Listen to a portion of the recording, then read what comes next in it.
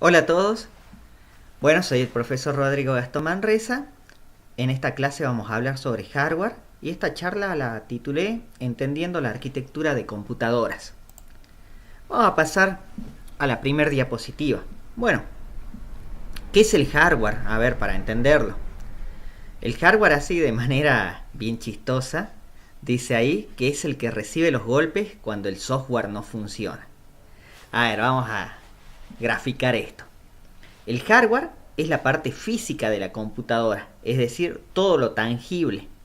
Y el software es la parte lógica, es decir, todo lo funcional, los programas, sistema operativo, a eso, lo que está grabado en la máquina.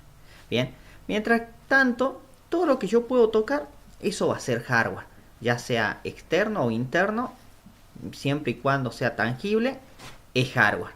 En este caso, justamente el ejemplo dice el que recibe los golpes cuando el software no funciona. Y ahí se ve que el monitor, el teclado, los parlantes, el mouse, todo han recibido sus buenos golpes. Y todo eso es hardware. Bueno, a ver. Dentro del hardware nosotros tenemos dos clases de componentes. Los externos y los internos. Veamos cómo es. Los externos, sencillos, son los que están a la vista.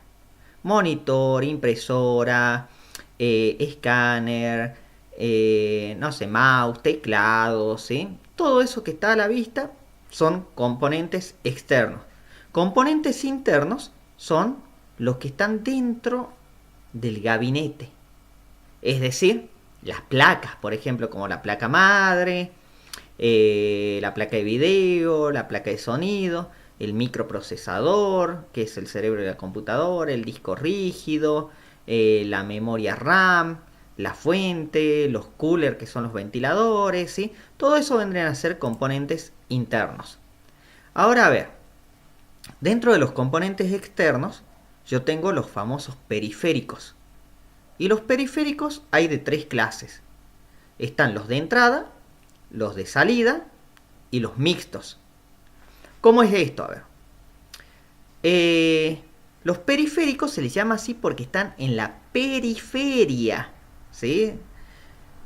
Acá tengo yo el gabinete y en la periferia tengo los periféricos. Los periféricos, si ustedes se fijan, este tiene una flecha hacia el gabinete. ¿Qué quiere decir esto? Que es de entrada. La cámara web también es de entrada. El teclado es de entrada. ¿Por qué tienen esa flecha que indica hacia adentro? Porque los periféricos de entrada lo que hacen es lo siguiente. Hacen que yo desde el exterior pueda entrar datos hacia adentro de la computadora. Por ejemplo, el micrófono lo que haría es entrar mi voz a la computadora. El teclado entra lo que yo escriba. ¿Sí? Las letras que yo escriba o números van a entrar, o símbolos van a entrar acá. El mouse también es de entrada porque yo hago un clic y estoy dando una orden para que entre. Gracias al mouse estoy manipulando, digamos, este puntero y puedo seleccionar, puedo hacer clic y todas esas cuestiones. Un periférico de entrada. La cámara web, muchos se confunden y por ahí piensan y dicen, es mixto. No, es de entrada. ¿Por qué? Porque la cámara web capta mi imagen y la ingresa a la computadora. Ahora la mayoría dirá, pero yo la estoy viendo. ¿Pero por dónde la vemos? Por el monitor. El monitor es de salida. ¿Por qué? Porque el monitor no entra nada. Simplemente, ¿qué es lo que sucede? La imagen que yo tengo acá, que yo quiero ver, me la muestra por el monitor. Entonces está el de salida, el periférico de salida, lo que hace es justamente sacar información. Por ejemplo, los parlantes. Un periférico de salida también. ¿A qué me refiero con esto? A que, por ejemplo, la música que yo tengo acá grabada la puedo sacar a través de los parlantes. El proyector también es un periférico de salida, porque lo que yo tengo acá, por ejemplo, supongamos unas diapositivas, a través del proyector la puedo sacar hacia el exterior, o sea, desde acá hacia afuera. Ahora, ¿qué pasa? Van a ver que hay una doble flecha acá. Una doble flecha. ¿Por qué? Porque es un periférico mixto. ¿Qué quiere decir mixto? Que funciona tanto de entrada como de salida. ¿A qué me refiero con esto? A que, por ejemplo, el pendrive, yo si lo conecto a la computadora, si yo tuviese música acá y lo conecto a la computadora, está actuando como de entrada. Pone la música de acá, yo la pasaría a la computadora. Ahora, si fuese al revés, si yo tengo música acá en la computadora y la copio al pendrive, estaría actuando como de salida. ¿Me entiendes? Entonces este es mixto, puede cumplir las dos funciones. Y fíjense una multifunción. ¿Por qué es de entrada y salida una multifunción? Porque, a ver, si yo tengo un texto o una imagen, como se ve acá, una foto, acá en la computadora, y le imprimo, esa foto la saco y ya la tengo acá afuera. Estaría actuando como de salida. Ahora, esto de acá arriba es un escáner. Si yo esta foto la pongo acá en el escáner, esto se digitaliza y ya la puedo tener como un archivo en la computadora. Entonces ahí estaría actuando como de entrada. Es la diferencia entre entrada, salida y mixto. Vamos a ver ahora lo que es una multifunción y lo que son las impresoras. A ver, impresora solamente imprime, nada más. Impresora imprime. Bien. Y bueno, a través de las épocas han habido de diferentes tecnologías. Por ejemplo, la impresora matricial es la que comúnmente nosotros vemos en los negocios. ¿A qué me refiero en los negocios? A los que facturan. Las impresoras fiscales que hacen ticket trabajan de esta manera. La matricial tiene una cinta, como una máquina de escribir, y a través de golpecitos imprime. Bien. Luego están las de inyección, que también les llaman a chorro tinta. Y estas lo que hacen, tienen un cartucho con un cabezal donde tiene tinta y a través de inyección pasan esa tinta a la hoja y de esa manera imprime. Y luego tenemos las láser, que en cambio las láser tienen, en vez de cartuchos de tinta, tienen un tóner. Ese tóner se calienta y unas partículas de polvo a través de, bueno, a través justamente de lo que es el calor, ¿sí? Lo que es el calentamiento, hacen que eso se imprima en la hoja. La multifunción es la que vimos hace rato, que la multifunción es impresora, escáner y fotocopiadora a la vez. Eso es una multifunción, por eso multifunción. Plotter, no lo deben conocer mucho ustedes, pero porque se lo ve poco, porque ¿qué es? Un plotter es una impresora de carro ancho. Carro ancho quiere decir que se utiliza para, digamos, imprimir, como se ve acá, digamos, carteles grandes, digamos, lo que son afiches, lo que son póster, ¿sí? Publicidades por ahí, no sé, de políticos, ¿vieron? Cuando hay elecciones, esas cosas grandes que uno ve, las impresiones grandes, ¿sí? Todo eso, los banners, eso, todo eso se imprimen en los plotters. Esto se los ve en las gráficas. En las gráficas, los que hacen diseño gráfico manejan esto. Con esto también se imprimen los planos, por ejemplo, de los edificios o casas. Por último, los que aparecieron hace poco son las impresoras 3D. Las impresoras 3D, las más comunes, lo que hacen es trabajar con también derritiendo, digamos, lo que sería un polímero. Un polímero es un plástico especial. Entonces ese plástico entra a un cabezal que eleva muchísima temperatura, estamos hablando de muchos grados, que lo derrite y se va moviendo ese cabezal y va formando la figura en 3D que yo le mandé a imprimir desde la computadora. Es una estructura que yo tengo en la computadora en 3D que esta impresora se encargaría de imprimirlo y quedaría una imagen en 3D de plástico. También hay impresoras de otros materiales como metales, ¿no? Aluminio, esas cuestiones, pero la más común emplea lo que es un polímero.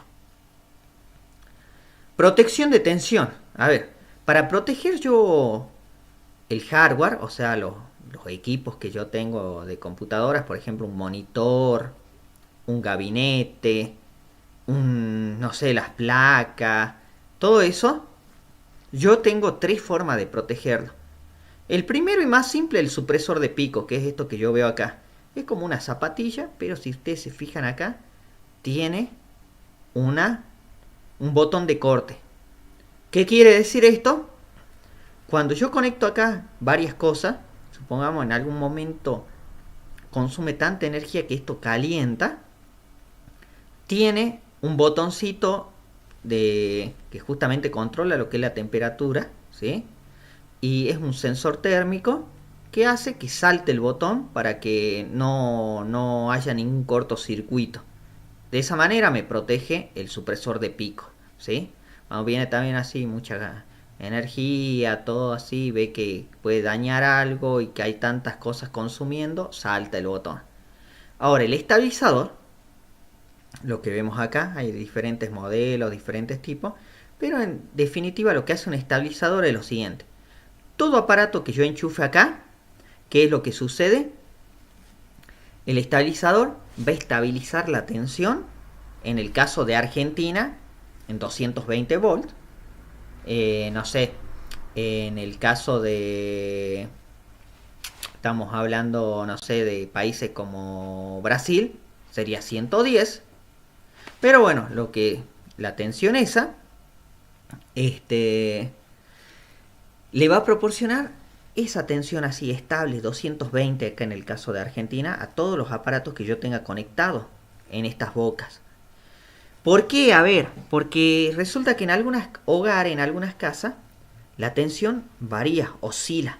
Es decir, por ahí no sé, tengo 220, 217, 218, 219 y va variando. Y eso lo noto por ahí en los focos, esos focos largos, digamos, este, los de tubo, que yo noto que baja y sube por ahí la luz. Entonces ahí estoy notando que no está estable la tensión. Esto lo que hace es que entre la energía y por acá siempre le mande 220, en el caso de Argentina. Ahora, ¿qué sucede? Si viene un pico de tensión, estamos hablando, los picos de tensión son los que queman los aparatos, ¿sí? Un pico de tensión es cuando viene pero muy arriba de los 220. Entonces viene tan fuerte la energía que quema los aparatos. ¿Y qué es lo que pasa acá?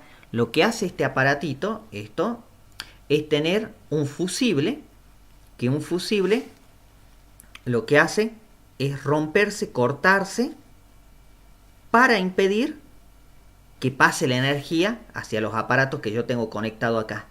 De esa manera me protege. ¿Y qué pasa? Un fusible es pero baratísimo a comparación de que si se me quemara, por ejemplo, la fuente de alimentación de una computadora. Por último, tenemos los UPS. Esto, bueno, están en siglas en inglés, pero en español significa Sistema Ininterrumpido de Energía. ¿Y qué sucede acá? Esto es igual a un estabilizador. Todo lo que yo conecte lo va a estabilizar a la tensión y le va a mandar los 220. Pero además, estos aparatos son más grandes, tienen una batería. Una batería bastante grande, como una batería, estamos hablando como la del celular, pero más grande, o como la de un automóvil, no tanto. Y va a guardar energía ahí, en esa batería, y ante un corte de luz, un corte eléctrico, va a permitir que yo siga trabajando con la computadora y pueda agarrar, guardar como corresponde, digamos, guardar como corresponde el trabajo y apagar la máquina como corresponde. Eso sería el UPS, ¿sí? A diferencia de este, tiene una batería. Ahora sí pasamos a la siguiente. Los gabinetes. ¿Qué son los gabinetes? Muchos se confunden y lo llaman mal, como dice acá, CPU. Todos dicen, por ejemplo, acá está el CPU, te traigo el CPU, mira, para arreglarlo, llevo el CPU. Pero no, el CPU es una parte que es una de las partes principales de la computadora, pero que está dentro de esto, del gabinete. El gabinete es el caparazón, la torre que contiene a todos los componentes internos. Y uno de esos componentes internos es el CPU. Por eso, como es el principal, por ahí, bueno, le dicen a esto por lo general CPU. Y tengo de varios modelos. Los que son horizontales, así chiquititos, se llaman Baby Tower. Después están los Mini Tower, que tienen 2 bahías. Los Mid Tower, que fíjense, tienen 4 bahías. Y después, bueno, existen los Maxi Tower, que tienen un montón de bahías más, son más altos, más grandotes. Y esto lo utiliza mucho por ahí los que se dedican a grabar por ahí discos, ¿sí? Vamos a la siguiente. Fuente de alimentación. ¿Qué es una fuente de alimentación? Acá es donde se conecta la energía, ¿sí? Esto está dentro del gabinete. Y cada uno de estos cables me va a proporcionar energía a cada uno de los dispositivos. O sea, dentro del gabinete hay un montón de dispositivos. Por ejemplo, la placa madre, el disco rígido, la unidad de estado sólido. Si tuviese una lectograbadora de CD, DVD, Blu-ray. Si tuviese componente que tuviese, por ejemplo, no sé, una placa de video. Cada uno de estos conectores va a ir enchufado a ellos para brindarle la energía correspondiente para que trabaje, porque son componentes electrónicos que trabajan con electricidad. Bien, ahora a ver, ¿qué es la placa madre? La placa madre es la placa principal. Cuando yo abro un gabinete, la más grande que yo tenga es justamente la placa principal o base. ¿Para qué sirve esto? Para vincular a todos los dispositivos que se conecten a ella. Aunque ustedes no lo crean, acá van conectados todos los dispositivos. Y esta es la que sirve de vínculo y hace que se comuniquen y se interrelacionen entre sí.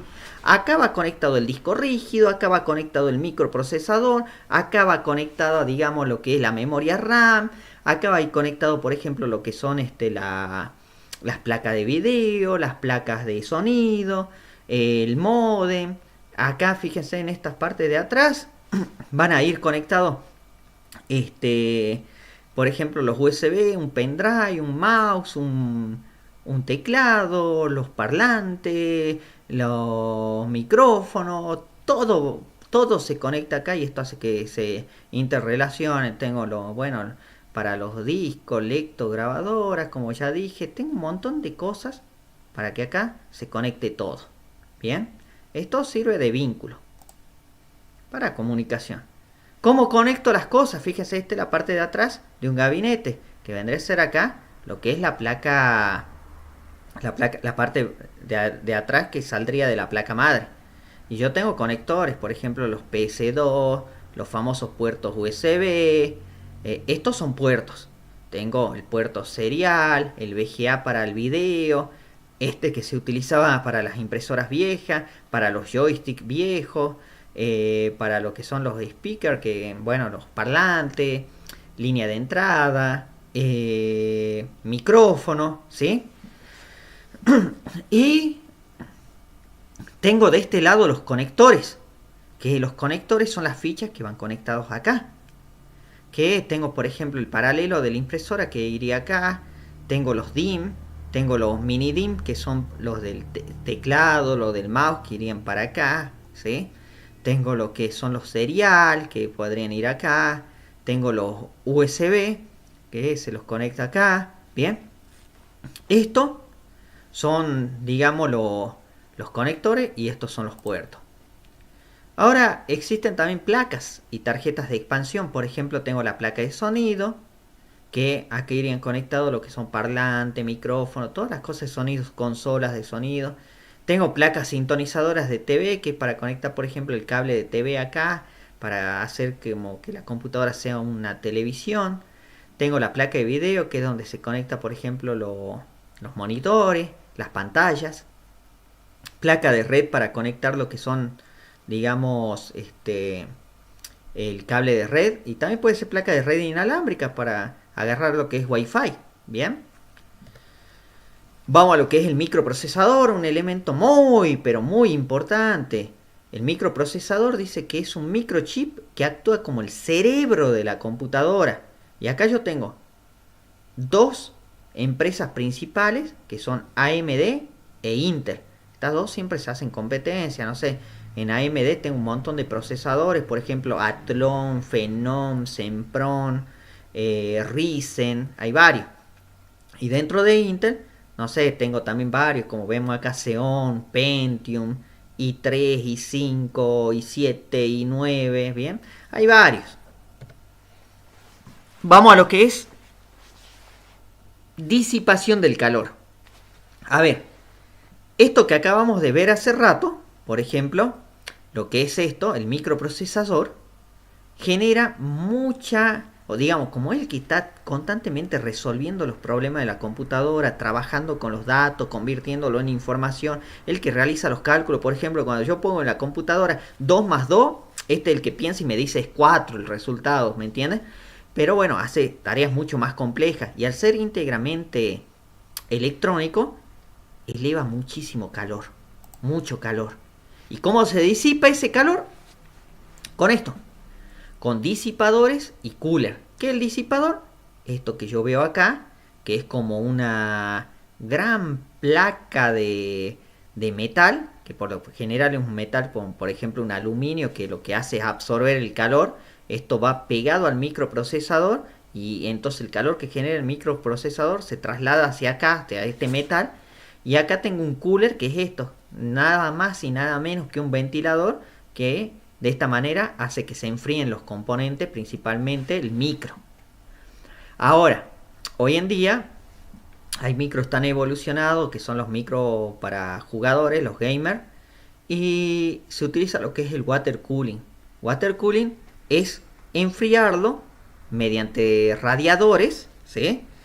Acá hay unos radiadores que enfrían un líquido y el líquido ese viaja por un circuito que hace que se, digamos, es mejor la refrigeración líquida que la refrigeración por aire. Y esto está comprobado, digamos, como los motores de los autos. Los motores de los autos se refrigeran por radiador y por líquido, ¿sí? Con un líquido refrigerante. Ahora a ver, las memorias. Hay dos clases principales de memoria. Tenemos las RAM y las ROM. La RAM es una memoria de acceso aleatorio, como se ve acá, unas placas que son íntegramente electrónicas, y estos se utilizan para mejorar el rendimiento de la computadora. ¿Cómo se lo utiliza? Digamos, todo lo que yo abro en la computadora se carga temporalmente acá en la RAM para que yo pueda trabajar de manera rápida, porque es una memoria íntegramente electrónica. Ahora, la ROM es una memoria de solo lectura, es un chip que tiene un programita que por lo general no se puede borrar, que es el setup. Obviamente con métodos especiales sí se lo puede borrar, pero bueno, el setup no se lo puede borrar así nomás, por eso se dice que es una memoria de solo lectura. Y por más que yo formate el disco rígido de la computadora, la unidad de estado sólido, lo que sea, siempre va a aparecer un programita que es el que se encarga de las configuraciones, que va a estar acá grabado. Y de esa manera me permite a mí siempre estar reinstalando, poder reinstalar, digamos, un sistema operativo, poder ver de dónde arranca la máquina, mantener la fecha, la hora y todas esas cuestiones.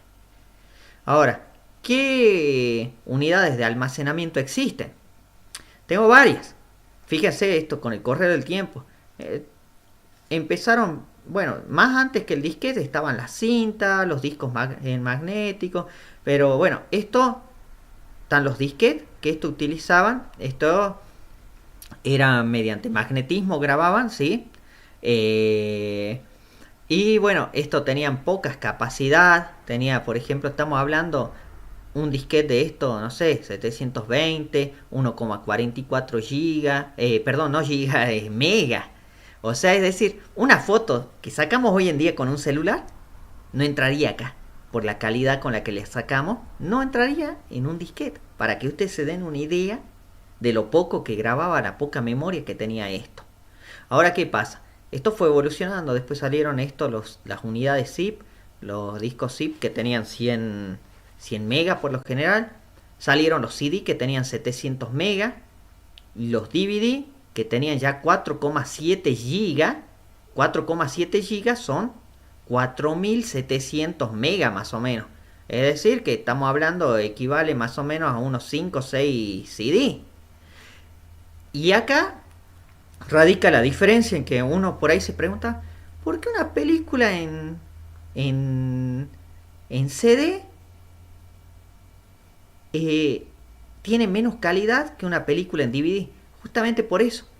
Porque como el DVD tiene más espacio de almacenamiento, yo puedo grabar las películas con mejor calidad. En cambio, en el CD tengo que comprimirla y perder calidad de video y calidad de audio. Ahora, lo que reemplazó al DVD es el Blu-ray. Que esto ya estamos hablando de 25 gigas. 25 gigas, mire, 4,7 a 25, estamos hablando de un poco más de 5 DVDs. Y el tamaño es el mismo. Y si uno lo ve así físicamente, uno dice, un CD, un DVD, no, se los confunde. Si no fuera que están etiquetados. Ahora, hoy en día también tenemos las memorias. Tenemos las memory stick, que son las que hechas por Sony para sus dispositivos, ¿sí? Por ejemplo, sus cámaras de foto, todo eso. Tenemos los que son las memorias, ¿sí? Las SD, las micro SD, ¿sí? Que se utilizan esto mucho en los celulares, esto mucho en las cámaras de fotográficas, en las filmadoras. Y por último tenemos los pendrive, que está de moda, que son los que se conectan a los USB. Y los pendrive, bueno, tengo de varios tamaños. Por ejemplo, no sé, supongamos podré tener de 4 GB, de 8 GB, 16, 32, 64, 128, 256 y así sucesivamente. Ahora, ¿qué es el disco rígido? El disco rígido es el principal dispositivo de almacenamiento masivo y permanente de la computadora. Atento acá, permanente, a diferencia de la memoria RAM que es temporal. Este permanente, ¿por qué? Porque lo que yo guarde acá se queda guardado, yo vuelvo a prender la máquina y lo voy a encontrar acá.